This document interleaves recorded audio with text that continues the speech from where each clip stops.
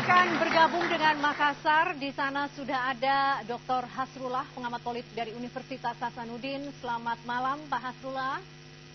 Selamat malam, Mbak Vivi. Iya, silakan Selamat langsung malam, bertanya Bang kepada Rizal. Pak Rizal. Selamat malam, Pak Sul. Oke, Bang Rizal. Yang kita tahu Bang Rizal ini seorang aktivis, ya, seorang tokoh reformasi gitu. Tentu pada zamannya tahun 70-an dia berjuang, tentu mempunyai idealisme dan nasionalisme yang stabil. Saya ingin bertanya kepada Bang Rizal, apakah setelah menjadi presiden nanti, idealisme maupun nasionalisme yang diperjuangkan pada tahun 23 tahun yang lalu maupun 8 tahun yang lalu bisa dipertahankan? Karena fenomena sekarang menunjukkan bahwa para elit politik lebih senang pada budaya populer gitu. Ya. Tokoh-tokoh kemerdekaan Indonesia adalah aktivis-aktivis. Mereka adalah tokoh-tokoh perjuangan dan pergerakan yang nasionalismenya sangat kuat. Dan nasionalisme itu perlu supaya kita ada ikatan sebagai bangsa. Supaya tidak ada lagi perbedaan antar agama, ada perbedaan antar suku, supaya kita bisa bergerak sebagai satu kesatuan.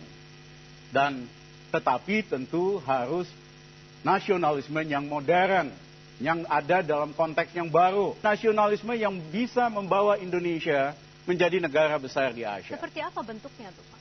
Saya berikan contoh. Dulu Bung Karno pidato, perlu trisakti. Kedaulatan politik, kedaulatan ekonomi, dan budaya. Tetapi dalam konteks dunia abad ke-21, tidak cukup trisakti. Kita perlu pancasakti. Selain kedaulatan-kedaulatan itu, kita perlu kedaulatan di dalam bidang pangan dan kedaulatan di dalam bidang energi. Hanya dengan kelima kedaulatan ini, Indonesia bisa jadi negara yang kuat, yang mandiri, dan dihormati oleh negara-negara di dunia. Ya, Pak Hasrullah. Masih kembali kepada, ya, saya ingin masih mau lanjutkan pertanyaan kepada Bang Rizal. Jadi, saya melihat bahwa sekarang ini para kandidat presiden mempercayai tentang proyek pencitraan melalui iklan atau iklan politik. Kita percaya bahwa 4 tahun yang lalu kenaikan presiden kita sangat ditentukan oleh citra. Tapi saya lihat sebagai aktivis belum sampai mengiklankan dirinya di iklan politik. Ini bagaimana di Bang Rizal? Adakah kemungkinan bisa menarik simpati rakyat tanpa melalui iklan politik? Apa kita tega kalau Indonesia dipimpin oleh hanya orang yang bisa pasang iklan? Mau dibawa kemana ini republik? Ya, kita perlu pemimpin yang idealis, yang tidak punya konflik of interest, yang mau berkorban untuk bangsanya. Bahwa perlu citra yang baik, saya kira memang perlu.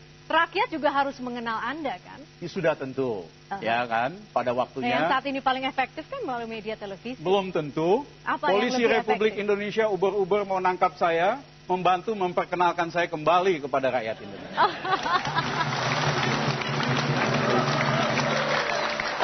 Pak Rizal, apakah saat ini semua yang pasang iklan itu belum tentu bisa bekerja? Oh, belum. Juga itu tidak betul. Artinya gini, iklan itu perlu. Tapi yang penting juga konten. Karena kalau iklan nggak sepadan dengan konten, akhirnya konsumen akan dikecewakan. Seperti apa yang terjadi 4 tahun terakhir.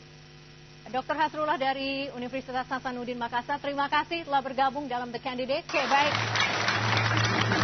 Masih ada pertanyaan melalui Yahoo Messenger, ya kita simak. Dari Agus H. di Cirebon, pemerintahan dibutuhkan rakyatnya karena to law and order dan to welfare. Apa ide, gagasan, dan juga strategi Anda, Pak, untuk mewujudkan secara etis dan adil bagi seluruh rakyat Indonesia? Silakan, Pak Rizal.